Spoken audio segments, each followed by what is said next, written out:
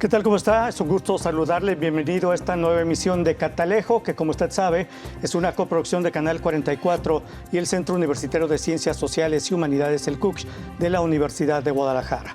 Catalejo es una mirada profunda hacia horizontes cercanos con la perspectiva y el análisis de especialistas y académicos del CUCH, como ya mencioné, el Centro Universitario de Ciencias Sociales y Humanidades. En la emisión de hoy hablaremos de un tema de actualidad por los hechos recientemente registrados. Hablaremos de sismos, terremotos y sismos. El título es Jalisco sísmico, realidades y mitos. Y para hablar de ello nos acompaña la doctora Rocío Castillo Aja, profesora investigadora del Departamento de Geografía y Ordenación Territorial del CUCH. Doctora, bienvenida. Gracias por estar con nosotros. Hola, ¿qué tal? Muchas gracias por la invitación. Y el maestro Carlos Suárez Plasencia, también profesor investigador del Departamento de Geografía y Ordenación Territorial del CUCH. Maestro, bienvenido. Gracias por estar con nosotros. Muchas gracias por la invitación, Toño. Muchas gracias. Y bueno, aquí lo importante es escucharlos a ellos, que son los especialistas. Y sin más preámbulos, pues diré que después del sismo registrado el 19 de septiembre, pues se han registrado, según datos del Servicio Sismológico Nacional, hasta las 10 horas del 4 de octubre, 4.923 réplicas de ese sismo de magnitud 7.7 ocurrido en Michoacán el 19 de septiembre, la más grande de una magnitud 6.9. Entonces el dato son 4.923 réplicas, ya casi 5.000. Y la pregunta inicial es, ¿por qué tiembla? Diremos, bueno, porque México y Jalisco se ubican en una zona de alta sismicidad, pero qué mejor que ustedes nos expliquen por qué tiembla, doctora Rocío Castillo. Bueno, hay que pensar que la corteza terrestre no es una sola unidad, sino que está compuesta de piezas, ¿no? Como si fuera un rompecabezas, y que estas piezas se están moviendo, se están desplazando. Entonces, en el caso de la costa del Pacífico mexicano, lo que tenemos es una placa continental y por debajo de ella se introducen dos placas, en este caso sería la placa de Cocos, que es la más grande, y la placa Rivera, que es la que se encuentra enfrente de las costas de Jalisco. Entonces, bueno, el sismo 7.7 ocurrió en una sección de esa placa, de ese contacto, ¿no? Que se está metiendo una placa por debajo de la otra. Este proceso se llama subducción y se localizó en las costas de Michoacán. En Cualcomán, concretamente, que fue el epicentro, pues se ha mencionado que ahí fue, ¿no? Bueno, Cualcomán está un poco más tierra adentro, pero es en esa sección de la costa michoacana, muy cercana a Colima, ¿no? Entonces esa zona sería la zona del epicentro. Muy bien. Maestro Carlos Suárez, ¿por qué tiembla? Digo? Además de los razonamientos que ya nos presentó la doctora Rocío Castillo. Sí, la doctora Rocío nos dio un panorama de lo que pasa en la zona costera, donde tenemos un proceso de interacción de placas, pero a su vez esas placas, aparte de generar sismos muy grandes, también generan otros procesos hacia el interior del continente, como es la existencia de fallas de tipo continental o cortical, que son fallas que también son capaces de generar terremotos de magnitud grande, arriba de 6, y que se ubican dentro o cerca de localidades urbanas importantes dentro de Jalisco u otras ciudades. Un ejemplo del sismo de 2017 que afectó a la Ciudad de México fue una falla de tipo continental ubicada entre Morelos y Puebla. Y Guadalajara, la zona urbana de Guadalajara no es la excepción. Tenemos aquí un sistema de fallas cercanas a la ciudad. Las más cercanas es la aquí al norte, que es el Cañón del Río Grande de Santiago. Tenemos en la zona de Zacualco, en la zona de Chapala, la existencia de este tipo de fallas que son generadas por la presión que genera el choque de esas placas en la zona costera, pero que los esfuerzos se transmiten hacia el interior del estado, pudiendo generar también estos terremotos. Entonces tenemos dos fuentes sísmicas importantes aquí en la región occidente del país, que es la costa y las fallas de tipo continental, y ambas con el potencial de generar sismos que pueden generar daños a la población y a las ciudades en este momento. Y obviamente con sismos de magnitud mucho más grande que el de 7.7, ¿no? Sí, bueno, andan en ese orden. Los sismos el sismo más intenso registrado en esta región fue en 8.2, el 3 de junio de 1932, que hubo un rompimiento desde la zona de Manzanillo hasta Careyes aproximadamente. 15 días después rompe de Careyes hasta la zona de Punta Mita. Y en el 95 se vuelve a repetir un sismo de 8 en la misma región de Manzanillo hacia Careyes y falta de romper de Careyes hacia Punta de Mita. Entonces aquí el potencial de sismos es 8, 8.1, 8.2 más o menos en esta región. Muy bien. A ver, estuvimos hace unos días platicando precisamente sobre este tema y viendo cómo podemos hacer un programa que sea como muy ilustrativo y muy educativo. Y también vimos como un video y veíamos ahí, es mi curiosidad, incluso les pregunté, ¿por qué siempre que tiembla se habla de que son en las costas del Pacífico, en Oaxaca, Guerrero, Colima, Michoacán, pero nunca escuchamos, es que tembló en la zona del Golfo? ¿No tiembla en esa zona, doctora Rocío Castillo? Bueno, nosotros la zona del Pacífico es en donde vamos a tener esa frecuencia y esa magnitud de sismos, dado que ahí es en donde está el contacto entre las placas tectónicas que decíamos, ¿no? Entonces, esos contactos que son pues ya de kilómetros son los que tienen el potencial de generar esa magnitud de sismos, ¿no? Más hacia adentro del continente, vamos a pensar que la placa continental va desde la costa de Jalisco hasta el otro lado, ¿no? Hasta, ¿qué será? Veracruz, Tamaulipas. No, o sea, hasta el Caribe, ¿no? Okay. Entonces, esa es otra frontera. Entonces, el Golfo no tiene ese contacto entre dos placas que estén ahí chocando. Entonces, ahí no tenemos ese tipo de sismos. Vamos a poder tener... la placa de Coco se introduce por debajo de la continental de una manera bastante oblicua y como un poco girada. Entonces, sí podemos encontrar sismos profundos que luego ocurren en Veracruz, en Puebla. Pero no en el Golfo. No son perceptibles, digamos. Son diferentes, son sismos diferentes. También son destructivos. Sí, pero son diferentes. Sí. ¿Y se han registrado, detectado algunos recientemente en esa zona? Esa zona sí tiembla, bueno, sí hay sismos, pero son más esporádicos, o sea, más largos en el tiempo, mientras aquí en la costa del Pacífico tenemos diarios sismos. Diario ocurren 5 o 6 sismos aquí en el estado de Jalisco, solo en Jalisco. Pero si nos vamos yendo hacia la zona de Puebla, Veracruz, ahí ocurrirán, no sé, 2 al año, 3 al año. O sea, son muy esporádicos. También puede temblar en Tamaulipas, puede temblar en Chihuahua, en Durango, pero son muy esporádicos en el tiempo. Y también, y tampoco se registran porque no existen redes sísmicas en esa zona. Okay. Es otra situación. Si no hay instrumentación, no hay registro. O sea, por ejemplo, en Jalisco, en el año 94 se instalaron la primera red sísmica aquí en Jalisco y empezaron a detectar los primeros eventos donde temblaba más. Conforme se ha ido creciendo la instrumentación, pues se registran más sismos. Entonces dependemos mucho de la instrumentación para poder tener eso. Ahora, como decía la doctora Rocío, también no solo en el Golfo no tiembla, pero tenemos anexa ahí pegadito la placa del Caribe. Que ahí está Yucatán, y está todo Centroamérica, hasta Haití, hasta otras Antillas. Y ahí es otra placa. Bueno, Haití es una zona que tiembla mucho. Y es producto de esa placa del Caribe, que también es muy activa y genera, al igual que las placas de Coco y de Rivera, genera intensa actividad sísmica y intensa actividad volcánica. Entonces, eso nos, como decían al principio, eso nos lleva a tener que vivimos en un planeta que está constantemente en movimiento.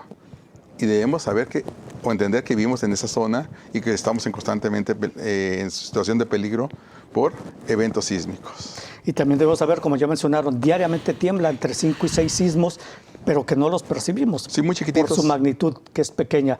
Pero en la zona de Oaxaca, ahí, Guerrero, diario está temblando. Chiapas, diario tiembla. ¿Y con magnitudes que sí son perceptibles? Sí, un sismo ya perceptible por la población anda de 4, 4.1. Arriba de 4 ya comienza a hacer sentido para la población.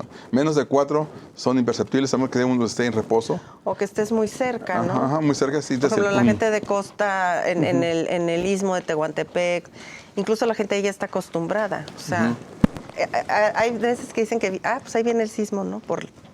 O sea, se ve como viene, la gente dice, viene por la calle, ¿no? Como desde el mar hacia acá. Pero es porque son ligeros y ya la gente está acostumbrada, ¿no? Entonces también, para nosotros es algo, vamos a decir, un poco exótico, ¿no?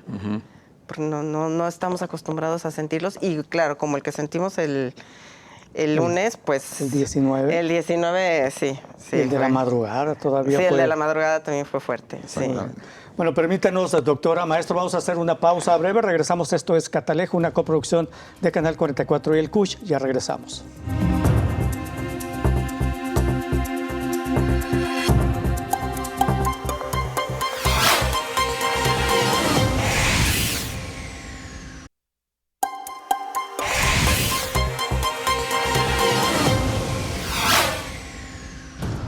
Continuamos en Catalejo, una mirada profunda hacia horizontes cercanos. El tema de la emisión de hoy, Jalisco sísmico, realidades y mitos. Bueno, como ya más o menos mencionaba y como afirmaba la doctora Rocío Castillo, esta zona está afectada por 4 fallas o fuentes de sismicidad.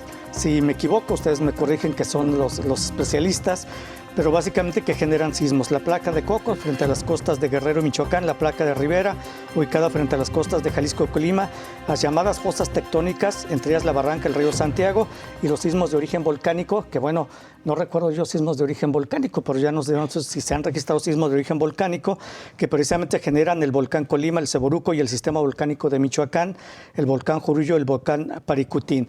Los especialistas, como ustedes, hablan de fuentes sísmicas como zonas de subducción, que ya mencionaba usted, fallas continentales y enjambres sísmicos. ¿Qué es todo esto? ¿Nos pueden explicar qué podemos entender por fallas continentales, enjambres sísmicos y la subducción, que ya explicó la doctora Rocío Castillo? Estamos en una zona tectónica, como ya he mencionado.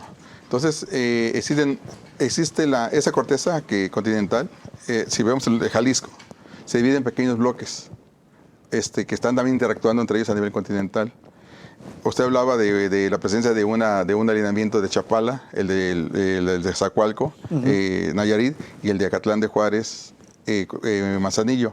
Entonces, ahí existen un conjunto de fallas que están generando sismos pequeñitos, y hay algunas veces, ha pasado aquí en la zona urbana de Guadalajara, en los años 1818, 1912, y en el año 2015, unos que se llaman enjambres sísmicos, que es una secuencia que dura varios días de pequeños sismitos, de manera constante. Lo último fue en el año 2015, el máximo fue el sismo de 4.9 en mayo del 16, pero en el 1912 crearon pánico en la ciudad. La gente durmió semanas fuera de sus casas.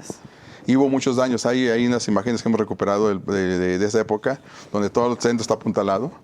Y todo el centro de Guadalajara está apuntalado, la gente durmiendo en el parque, hoy le llaman Parque Rojo. Ahí era el campamento.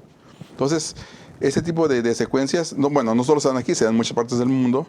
Y por ejemplo, ahorita en la zona de Cuatitlán de García de Barragán, en el sur de Jalisco, en las últimas 9 semanas llevamos 98 sismos de esa pequeña magnitud. Entonces se dan ese conjunto de enjambres en diferentes regiones, y que ahora es posible registrarlos debido a lo que comentaba hace ratito, que existe la instrumentación ya en muchos lugares de Jalisco que nos permiten estar detectando esa actividad sísmica y dónde ubicarla. Y como parte de esa actividad sísmica también pues tenemos la actividad volcánica. Usted hablaba de los volcanes. Los volcanes generan actividad sísmica por el ascenso del magma. Cuando el magma va ascendiendo por el conducto volcánico, va generando una serie de esfuerzos, o sea, de rompimientos, va abriendo el conducto y va avanzando el magma por la presión que tiene. Y cada rompimiento que hace, en cada ascenso, cada pulso de ascenso, va generando una onda sísmica. Pero son sismos muy, muy locales. En caso de que haya una explosión volcánica importante, como la de 1913, puede generar un sismo de 5, menor de 5 más o menos, y es muy local. Por ejemplo, en 1913, que fue la erupción del volcán Colima el 20 de enero del 13, hubo un sismo que se sintió en Ciudad Guzmán cuando fue la explosión principal. El volcán Ceboruco también fue registrado. Mariano Bárcena lo reporta en su anecdotario de volcán Ceboruco, de la erupción de 1870, ese sismo que se sintió en Jala, en la zona de Islán. Entonces sí, siempre hay sismicidad, pero muy, muy, muy, muy localizada en esa región. Entonces, pero es parte del mismo juego tectónico donde estamos inmersos. Ahora, ¿estas 4 fuentes de sismicidad son correctas, las que mencioné, doctora? O sea, son la subducción que va a generar, es el que tiene el mayor potencial en cuanto a magnitud. Los sismos corticales que ocurren en la corteza, esos son de menor magnitud que los de subducción, pero son muy peligrosos porque están muy cerca de la zona más poblada, ¿no? Estamos hablando que ocurren sobre todo en la faja volcánica transmexicana, que es en donde se concentra la mayor parte de la población en México. Luego esas pequeñas estructuras que generan los enjambres y los volcanes. Entonces, efectivamente, esas serían nuestras fuentes sísmicas. En el caso, por ejemplo, de los sismos corticales o de corteza, es muy valiosa la información histórica, porque es la que nos permite darnos cuenta de la ocurrencia de esos sismos y de qué magnitud, es estimar la magnitud, ¿no?, a partir de los datos de intensidad. Aquí a lo mejor habría que aclarar que la magnitud se obtiene a partir de mediciones de la energía liberada y la intensidad se determina a partir de los daños que ocasiona. Entonces, un mismo sismo puede ocasionar intensidades diferentes en los diferentes lugares. Vamos a pensar en el de 1985. Un sismo 8.1, que en la Ciudad de México ocasiona los mayores daños, en la ciudad de Zapotlán también, de Ciudad Guzmán. ¿Por qué? Porque las ondas se comportaron de manera diferente, dado la constitución geológica del sitio, ¿no? Ahora, de hecho, tenía una pregunta. No es lo mismo hablar, porque antes se decía, es que fue un sismo de 5 grados en la escala de Richter. Es un error hablar de escalas de Richter, porque ahora se habla de magnitudes, no de escalas. La ¿no? escala de Richter fue elaborada por Carl Richter, un americano que vivió en California, y fue generada para medir la energía liberada por la falla de San Andrés. Okay. Entonces, pero fue hecha por el tipo de la dinámica de esa falla, el tipo de geología de la California. Entonces, esa escala no es aplicable en otras regiones del mundo. No se puede aplicar en forma generalizada. No. Entonces existe todo tipo de mediciones, que es la magnitud sísmica, momento sísmico, y más escalas que van de acuerdo a la litología del sitio donde están midiendo y el tipo de sismo que lo genera y la energía liberada. Entonces hay varios tipos dependiendo de la región del mundo donde estemos. Entonces decir una escala de Richter es un error porque es solo exclusiva para el estado de California. Y nosotros en noticias siempre manejábamos escala de Richter. Seguro ustedes se escuchaban y decían, hombre, no saben, ¿no?, lo que están diciendo. Más bien con hacer la diferencia de si es magnitud, que es en lo que ahorita siempre dan los boletines. Sí, ahora sí se habla de magnitud e intensidades, ¿no? Y sí hacer la diferencia, intensidades a partir de los efectos. De los daños. La magnitud es la cuantificación de la energía y la intensidad son a partir de los daños. Bueno, los sismos que hace algunos meses o años, quizás no recuerdo bien las fechas, hemos sentido en zona metropolitana, pero que dicen que se originan en la zona de Tezistán. ¿Estos de qué tipo son? ¿Ahí por qué se dan? Es una falla local que se identificó a partir del enjambre del 2015. En la Universidad de Guadalajara tenemos instrumentación ya colocada aquí en la zona, estaciones en Planillas, en la zona de Agua Brava en la Primavera, en Seburuco. Entonces, con eso pudimos captar muy bien esa sismicidad y identificar la existencia de un pequeño graben en la región. Son dos fallas que corren de norte a sur, una pegada hacia la zona del Cerro del Tepopote, hacia el sector oeste, y una pegada hacia la zona de la ciudad, zona urbana de la ciudad, la zona de Zapopan, donde está Agua Blanca, el Río Blanco, perdón, donde está parte de Zapopan, cruza por ahí. Entonces, se dibujó, la falla se dibujó perfectamente, están los mecanismos focales. Los mecanismos focales, cómo se movió la falla. Y entonces está detectado esta zona ya como una zona con potencial de generar eventos sísmicos en la zona y por ende debe cambiarse el código de construcción en esa región o en esa zona de la ciudad porque está arriba de fallas geológicas activas y puede ser, en caso de movimiento, pueden ser afectadas en caso de que ocurra el sismo. Y los sismos de magnitud se han sentido como de 4, ¿no? Arriba de 4. 4.9 fue el máximo. ¿Puede ser mucho más que eso? Se calculó la magnitud, puede llegar a un 5.8, 5.7 más o menos, debido a la longitud de la falla y lo que se ha movido. Por ejemplo, en el sismo de 2016 se movió 10 centímetros, hubo un brinco de 10 centímetros de la falla y generó un sismo de 4.9. Oigan, ¿y qué se puede hacer? ¿Cuál es el sismo de origen volcánico que recuerdan en zona metropolitana? Porque luego también es el bosque, la Primavera es un volcán, ¿no? Bueno, es una caldera volcánica. Es una caldera volcánica. O sea, fue volcán y luego, bueno, los procesos de caldera es algo muy complejo. Pero bueno, todavía hay actividad volcánica. Hay manifestaciones, pues, de actividad volcánica como el río de agua caliente, fumarolas. Hay ciertas actividades, también hay... Hidrotermalismo, estos de lodo también. Volcancitos de lodo. Sí, eso nos da cuenta de que sigue activo. o sea, que sigue habiendo algo ahí. ¿Representa riesgo? No sabe, digo, yo no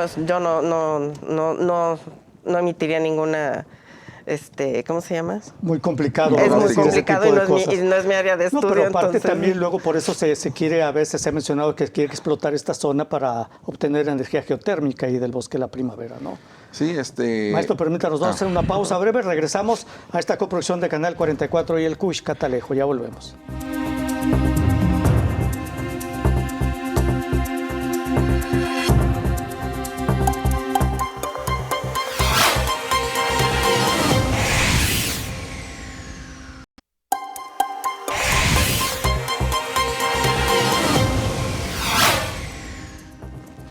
Continuamos en Catalejo en esta emisión, Jalisco Sísmico, Realidades y Mitos. Maestro, estaba platicando sobre el tema del bosque de la primavera. Bueno, de la primavera, no del bosque, de la primavera. Sí, de la primavera como volcán. Ajá. Como un volcán de tipo riolítico, muy explosivo. Cuando tuvo su actividad fue muy explosivo. Y toda la pomas que vemos en Guadalajara, toda la JAL que conocemos es producto de esa explosión, esas explosiones que tuvo la primavera en los últimos 100,000 años. Como parte del proyecto de monitoreo sísmico que se tiene en la Universidad de Guadalajara, desde hace unos años se han instalado instrumentos en la primavera. Hay dos, les comentaba hace ratito, dos instrumentos, dos sismógrafos, uno al sur y otro al norte. Se han colocado también al borde de la barranca y en la zona del volcán Ceburuco y el volcán Colima. Con dos objetivos. Uno, monitorear la actividad tectónica y ver el nivel de actividad volcánica que existe en estos volcanes. Están dormidos, no representan ahorita ningún tipo de riesgo, ningún tipo de peligro, pero hay que saber cuál es su nivel de actividad. A partir de es como ponerle el estetoscopio a un paciente. La actividad está así, así, así, así, y de ahí no se mueve. El día que brinque de ese nivel, entonces ya tenemos un nivel de medida que el volcán puede estar entrando en actividad y puede generar un peligro para la región circundante. Entonces, estos volcanes también son vigilados y porque también están constantemente emitiendo actividad sísmica, pero no perceptible por la población. Ahora hay diversos estudios que se han realizado precisamente sobre la ubicación geográfica de Jalisco, de zona metropolitana de México, por supuesto, pero dicen que aquí lo que ayuda mucho es el suelo de roca basáltica, firme con depósitos de arena pumitica de origen volcánico. Esto aportados por la primavera, como usted menciona, hace cientos de miles de años. ¿Es verdad esto? ¿Ayuda este tipo de suelo? Porque también mencionado, es que el suelo de tipo JAL que hay en la zona ayuda mucho para mitigar o minimizar los efectos de los sismos. ¿Es verdad? Pues no puede ser tan verdad. Digo, no es así es una afirmación un poco peligrosa porque es como si nos imagináramos que ese colchón es algo homogéneo en toda la ciudad y no es el caso. No es que en un solo evento se haya depositado todo ese colchón, sino que fue a lo largo de muchos eventos, a lo largo de miles de años, ¿no? Entonces hay diferente constitución sedimentológica, o sea, tenemos arenas, gravas, intercaladas con otro tipo de materiales, y no es el espesor no es homogéneo en toda la zona metropolitana. Ya más cerca de Tonalá, de la Barranca, bueno, cambia la litología, ¿no? Entonces, cómo se comportan las ondas sísmicas es diferente en la zona poniente de la ciudad, en la zona de Tonalá, o si pensamos en las nuevas urbanizaciones, ya en cuencas sedimentarias lacustres como, no sería, cerca de Tlajomulco, ¿no? Entonces, pues esa afirmación no es del todo correcta. Cierta. Muy bien, y con base precisamente a los estudios que se han realizado, también se dice en la región, existe la posibilidad de grandes terremotos intraplaca. Mencionan uno ocurrido el 27 de diciembre de 1568 y el 11 de febrero de 1872, pero aparte hay fallas que confluyen, por ejemplo, en la zona de San Cristóbal de la Barranca, en Zapotlán, en Ameca, mencionaban ustedes. ¿Están interconectadas este tipo de fallas y qué tan riesgo hay de que se pueda registrar terremotos intraplaca? Obviamente no se pueden predecir y los riesgos existen, ¿no? Sí, lo que hablamos son esas fallas intraplacas son las fallas corticales que hablamos hace un momento. Y sí, estamos en una zona geológicamente muy, muy compleja, de lo que es aquí la franja entre más o menos la Barranca Río de Santiago y la zona de Acatlán de Juárez. Es una cicatriz geológica. Ahí se interacciona lo que es la Sierra Madre Occidental. Después de la barranca, toda la serranía que se puso de la barranca es la Sierra Madre Occidental, que tiene una edad más o menos entre 12 millones de años, estuvo su última actividad, y es totalmente volcánica. Y luego apareció en la faja volcánica mexicana, que son los volcanes que vemos aquí en la zona urbana de Guadalajara. Son diferentes edades, diferentes composiciones, y están interdigitadas de esta manera. Y aparte, el movimiento tectónico, hubo también hace unos millones de años una placa que se llamaba Farallón, que ya desapareció. O sea, ya se subdujo, se metió totalmente bajo el continente, pero fue la que provocó parte de la separación de la Baja California de la zona de Puerto Vallarta. Entonces, cuando hubo esa separación, hubo un jalón, se puede decir, un jalón de todo el continente, y hubo la aparición de ese tipo de fallas corticales que hablamos. Entonces, eso hace muy complejo esta interacción que estamos en la zona urbana de Guadalajara. Entonces, vivimos en una zona muy, muy compleja geológicamente, tanto litológica como estructuralmente, y capaz de generar sismos tan intensos como el de 1875, que fue un 7.8 en San Cristóbal de la Barranca, y que generó daños importantes en los municipios de Guadalajara. Aquel tiempo era Zapopan, la Villa de Guadalajara, Tlaquepaque y Tonalá. Y parte de esa actividad, muchos de esos eventos, o algunos de esos eventos, han ocasionado que las torres de catedral se hayan reconstruido 3 veces. O sea, se cayeron. Se cayeron, y estas últimas que vemos son a partir de 1860, más o menos. Yo ahí sí no tengo la fecha. Más o menos. Y a partir de ahí ya no se han caído. Y están construidas con bloques de pómez. Las cucuruchos, esos que vemos, están construidos con bloques de pómez, pero las anteriores eran normalitas como todos los templos y fueron destruidas por 3 eventos sísmicos importantes. Ahora, estas fallas tectónicas que están, por ejemplo, en la zona San Cristóbal de la Barranca, ¿qué relación tienen con la de Zapotlán y las de Ameca? ¿Hay una interconexión o ninguna? No. Son distintas. Son a partir de las estructuras geológicas, ¿no? O sea, estamos hablando de estructuras que tienen esos movimientos y pueden generar sismos. Pero sí, no son vamos a decir, independientes, ¿no? Cada una se mueve por su cuenta. Lo que sí hace falta es conocer, y eso es a partir de estudios de paleosismicidad. O sea, tenemos la sismicidad histórica, y cuando menos tenemos un evento fuerte en cada estructura de esas. Entonces la pregunta es, ¿el anterior cuándo fue? ¿Hace 500, hace 300, hace cuántos años? Porque si estamos hablando, por ejemplo, para el caso de Ameca, 1568, o sea, y no tenemos otro más reciente. Entonces, a ver, ¿cuándo fue el anterior? Y entonces la única forma de encontrar esa información es a través de estudios que se llaman de paleosismicidad. Es decir, hay que reconocer la falla donde está y hacer una trinchera, es decir, con un trascabo y ver ahí las evidencias. Y estudios que no se han hecho. No. Bueno, se está trabajando, yo sé que hay un grupo que está trabajando en Ameca, pero por ejemplo, la de Ocotlán, la de San Cristóbal, Zacualco, la de Bolaños, o sea, no, de esas no hay. ¿La zona con falla tectónica más riesgosa está en San Cristóbal de la Barranca, doctora? Bueno, si entendemos que el riesgo es esa combinación entre peligro y exposición y vulnerabilidad, bueno, pues sí, es la más cercana a la zona metropolitana de Guadalajara, que es en donde vivimos más del 60% de la población de Jalisco. Sí, porque ya mencionaba el maestro que ahí hubo un gran sismo, ¿no?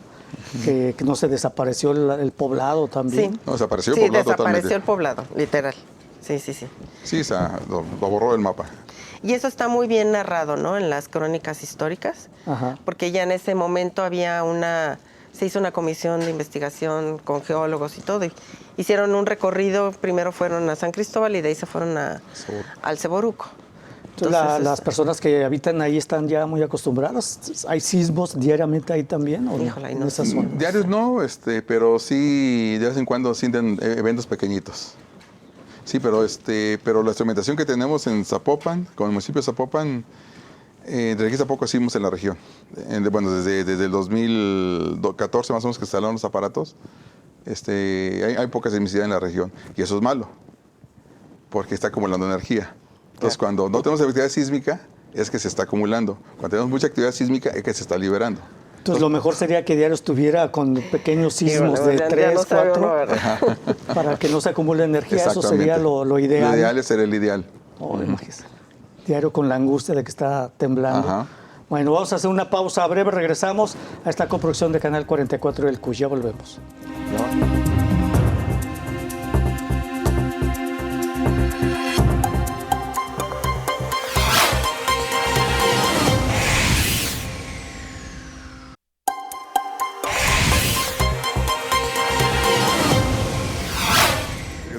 Yo creo bien. Bueno, continuamos en esta coproducción de Canal 44 del CUSH, tema Jalisco sísmico, realidades y mitos. Después del sismo de 7.7 el 19 de septiembre, obviamente se habló de muchas cosas, hubo información falsa que circuló, hasta el Servicio Sismológico Nacional tuvo que desmentir muchas de las publicaciones que se hicieron, pero por ejemplo, desde 1900 a la fecha, datos del Sismológico Nacional, se han registrado 260.307 eventos, algunos obviamente, y después de eso se hicieron varios estudios. De hecho, el maestro ha realizado varios estudios al respecto sobre los que tienen una magnitud mayor a partir de esa fecha. Es que decían, es que ¿por qué en el 19 de septiembre ha habido muchos sismos? Pero ha habido otras fechas donde ha habido más cantidad de sismos que las del 19 de septiembre. Por ejemplo, ha temblado más el 7 de junio. Se han registrado 6 sismos de magnitudes de 7.6 en 1911, en el 18 de 6.6, en el 82 de 6.9, en el 82 de 7, en el 98 de 6.2, en el 2016 de 6.1. Con esto se desmiente eso de que es que en septiembre tiembla mucho.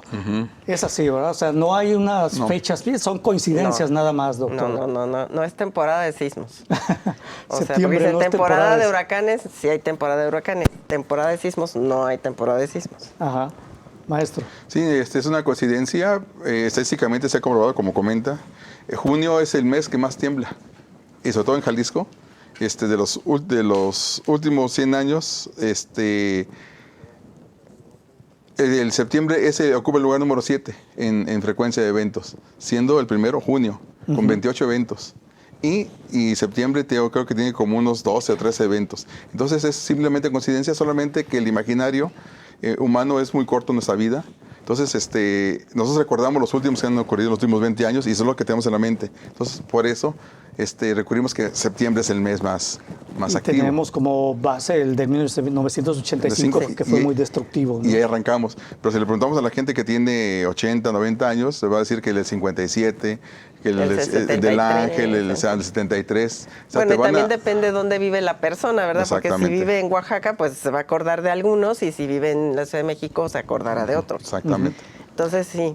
Todos esos sismos que usted menciona no ocurrieron en el mismo lugar. Claro, no. Es decir, no es a lo largo de una zona, bueno, es en todo el país.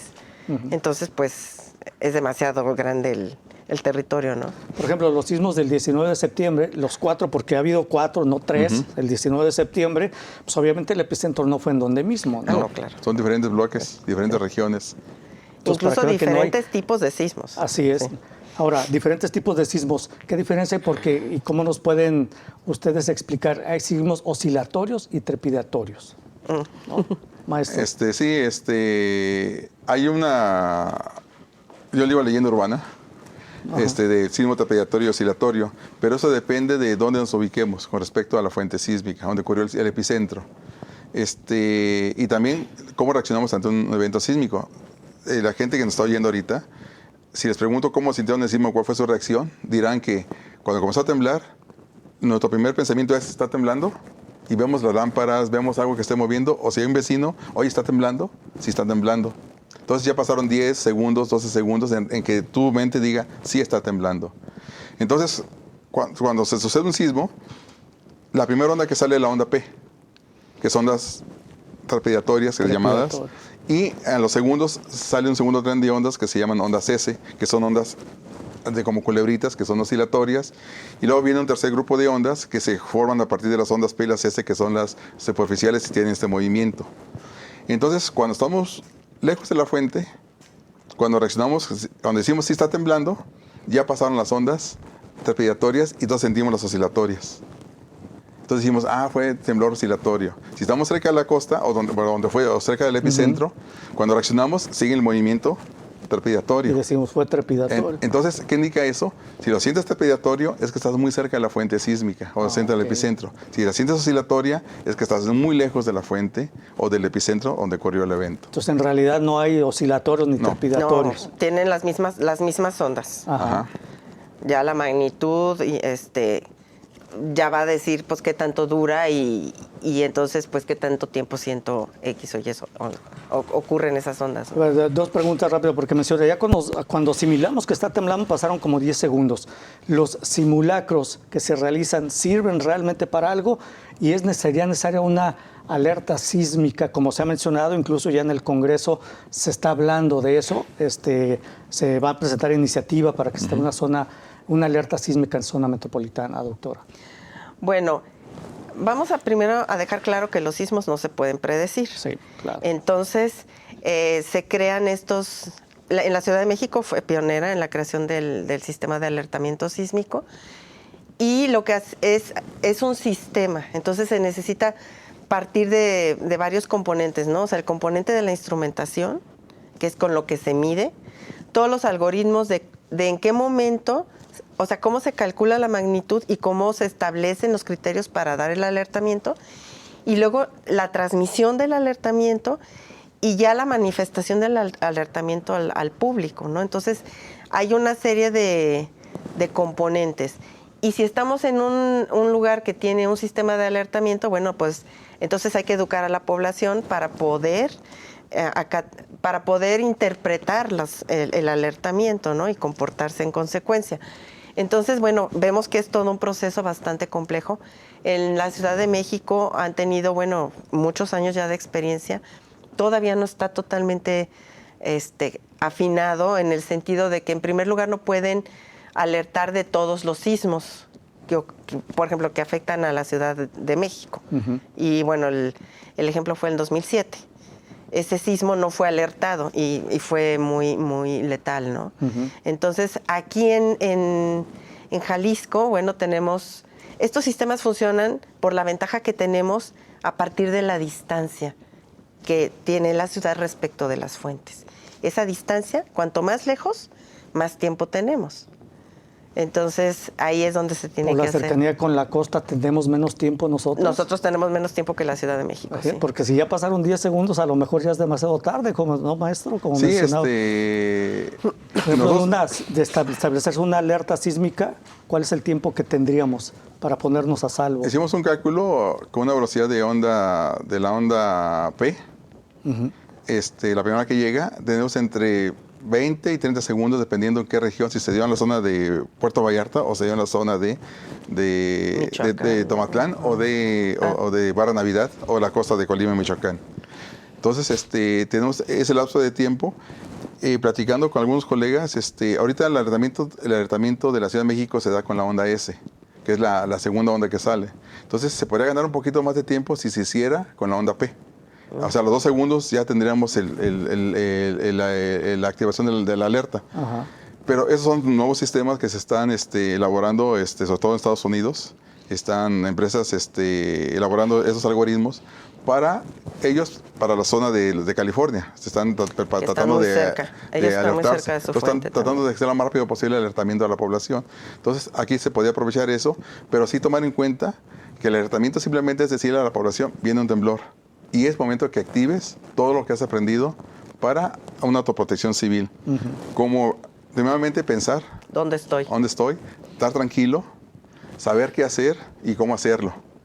Y saber, por ejemplo, si no puedo salir de donde estoy, saber cómo protegerme en un momento dado. Si estoy en el piso del hotel más caro aquí, más alto de Guadalajara, estoy en el piso 40, pues no voy a salir. Entonces, ¿cómo protegerme en ese sitio, no? O si estoy dentro de una escuela, dentro de un bar, dentro de un cine, etcétera, etcétera. Uh-huh. Entonces, es el momento de que es el examen de saber si hicimos la tarea perfectamente o no de los simulacros. O sea, una alerta sísmica sí sería deseable, sí serviría, pero siempre y cuando venga precedida de un sistema de educación a la población de qué hacer en caso de sismos. Exactamente. De lo contrario, no servirá de nada, creo yo. ¿Es así? Pues sí, o sea... El otro complemento para que no nos pase nada, bueno, es cómo construimos. Porque las muertes son por colapso. O sea, muchas de las muertes son por colapso. Y es lo que se trata de evitar con los códigos de construcción. Entonces, toda esta parte de cómo nos protegemos tiene que ver cómo construimos, en dónde construimos y luego cómo nos preparamos de la mejor manera posible para salvaguardar nuestra persona, ¿no? Muy bien. Permítanos, vamos a hacer una pausa. Regresamos a Catalejo, coproducción de Canal 44 del CUC. Ya volvemos.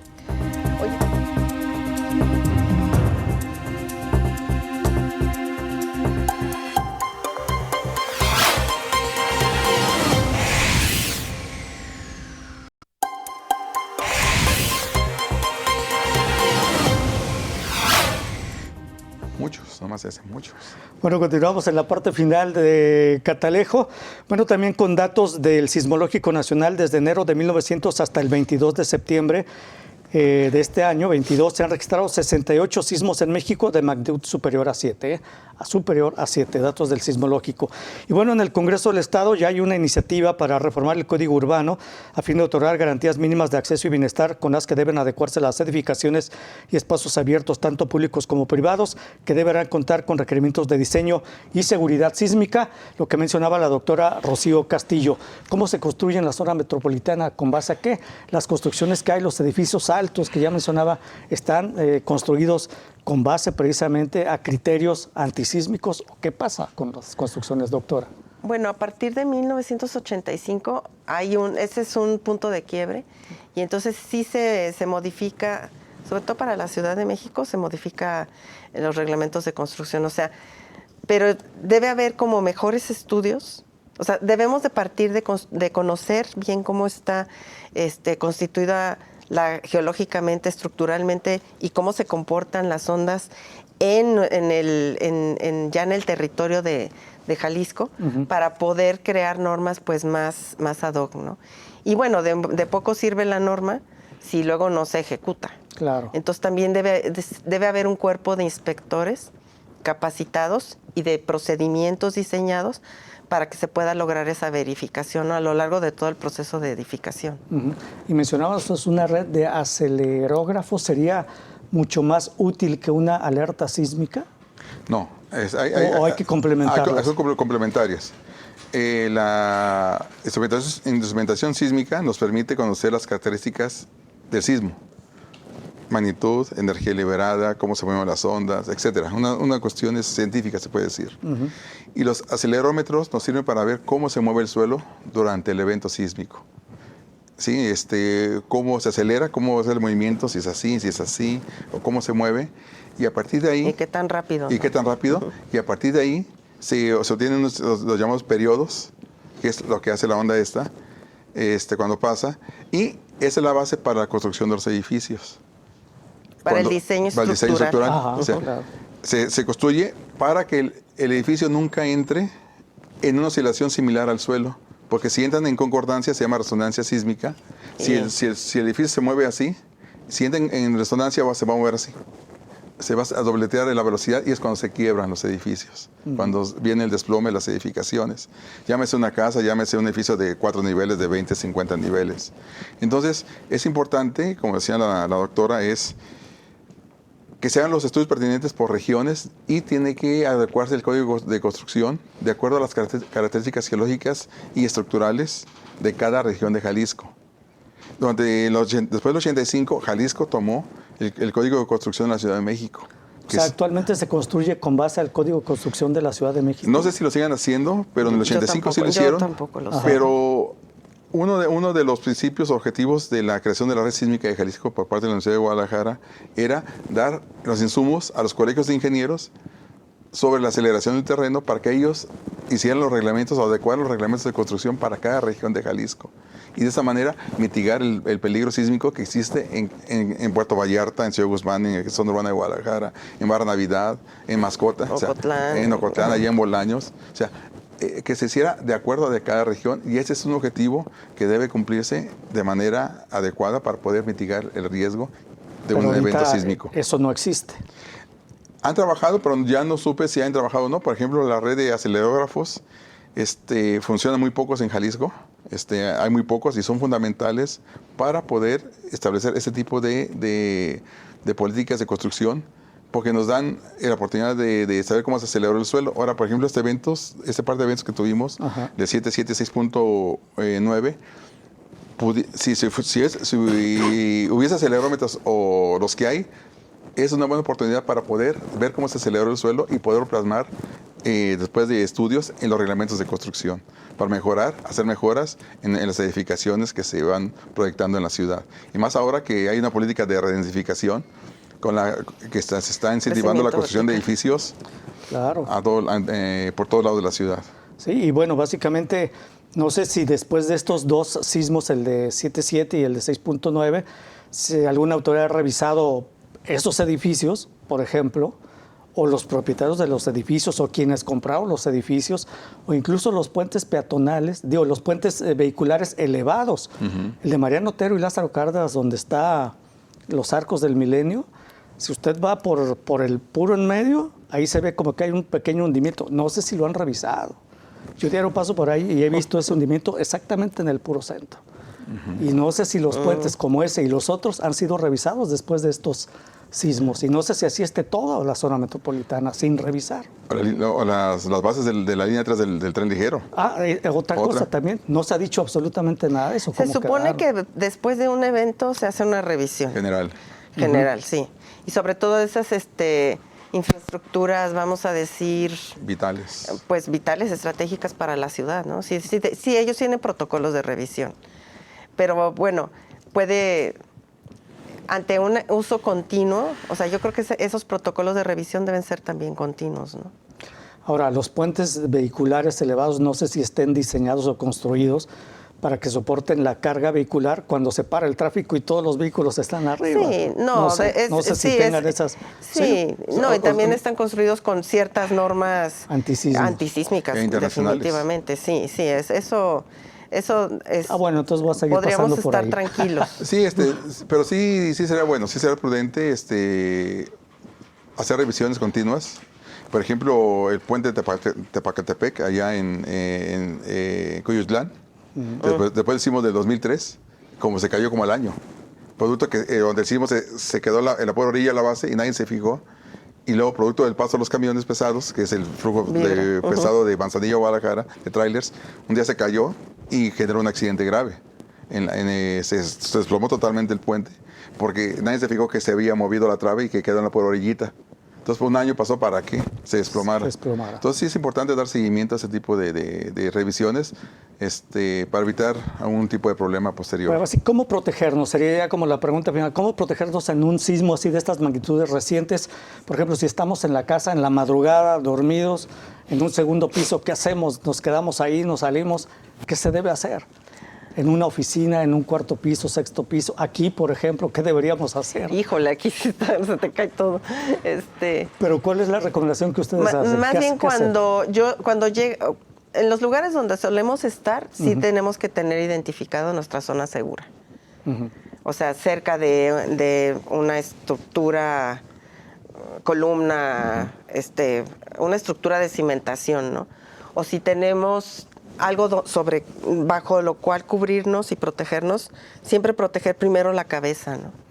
Entonces ya saber a dónde, o sea, por ejemplo, si me agarra a medianoche, que yo ya desde antes ya sé dónde está mi zona segura, no me voy a despertar y voy a pensar en dónde está la zona segura. Ya la tengo que tener identificada, ¿no? En los lugares donde suelo ir. Ahora, donde no sé, o sea, que llego al cine, llego a una plaza, pues identificar las rutas de evacuación. Yo creo que ahorita es momento de volver a ver si está toda la señalización completa, si es adecuada, identificar los sitios de reunión, o sea, lo que ya sabemos, que con lo que estamos familiarizados en los simulacros, para saber hacia dónde acudir, ¿no? Pero ya en una zona, por ejemplo, en un estadio, es complicado porque el pavor de todos juntos. Sí, claro. Sí, ahora que dice el estadio, ¿cómo está el Estadio Jalisco? Que decían que ya tiene una falla, ¿no? Entonces, ¿cómo estará estructuralmente? Yo vivo junto al Estadio Jalisco, y ahora camino ahí. No, ayer estaba precisamente, di una vuelta al estadio, ahí caminando, y no, está el estadio normal. O sea, el estadio fue construido con 4 módulos, o sea, son cuatro secciones, que cuando hay un temblor se mueve cada sección de manera diferente. Entonces juega. Si van al Estadio Jalisco hay unos pilares gigantescos y ahí están separados como 10 centímetros. Y eso es para que jueguen entre ellos y no choquen. Si fuera una sola unidad, entonces sí podría sufrir un colapso. Entonces fue muy bien ideado por los ingenieros que lo construyeron. Muy bien, pues les agradezco mucho que hayan estado con nosotros. Doctora Rocío Castillo, profesora investigadora del Departamento de Geografía y Ordenación Territorial. Muchas gracias. Gracias por la invitación. Y maestro invitación. Carlos Suárez Plasencia, también del Departamento de Geografía y Ordenación Territorial del CUSH. Maestro, muchas gracias por la invitación. Y sobre todo, muchas gracias a usted. Espero que haya sido de utilidad este programa. Y ya sabe, hay que tener todo lo necesario para protegernos en caso de que sea necesario ante un sismo de magnitudes que ojalá nunca nos toque. Que no nos toquen bien. Arriba de 8, de magnitud 8, ¿no? Muy bien, muchas gracias. Hasta luego.